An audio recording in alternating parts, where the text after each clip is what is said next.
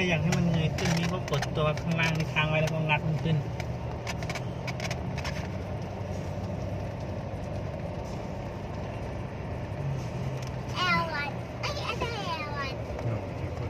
ก็นี่น้ำตกวังตะไคร้นี่น้ำตกตะไคร้วันนี้น้ำปูด้วยเนี่ยนั่นจะยืดด้วย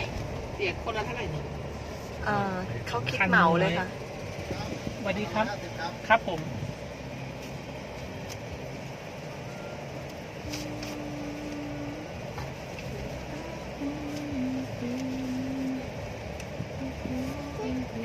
ข้างในเขามีห้องน้ำอยู่ใช่ปะ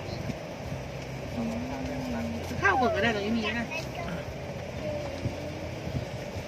อี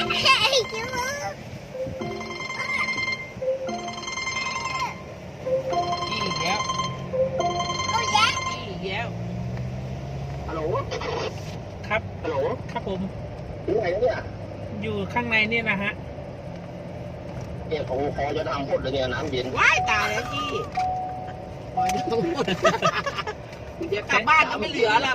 ใจเย็นๆฮะแต่ระวังปลามันตอดกินหมดนะปลาจะตอดกินหมดเปล่าปลาอย่าไปงัดมันนะเดี๋ยวมอเตอร์กินบ้อมมันจะเสียมันไม่ใช่เพื่อนกันไงมีต้องจับนี่แล้วมีก็ยกขึ้นแค่นี้นะจ้าสาวเพียบเลยจ้องแต่สาวๆนะเนาะนี่มีชุดด้วยพลาดอะไรดูไหมเนี่ยเสื้อในมันเรียมาถ้าเป็นใส่ที่ในแม่เอาพวกคุณไม่ได้เอามาไง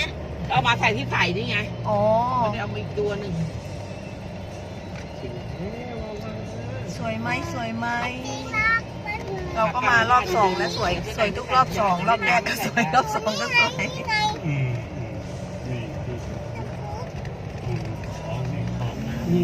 ของน้ำไม่ถูกเข้าเลยกันน้ำใส่นี่พ่อนี่น้ำใส่จุ๊บน้ำขาวโบ๊ะธุรกิจรัดตัวสวัสดีครับเคอรี่ไมเนี่ยคุณฮะผมใช่ผมปิดร้านวันจันทร์วันพรุ่งนี้ได้ไหมฮะคุณผมมาต่างจังหวัดฮะ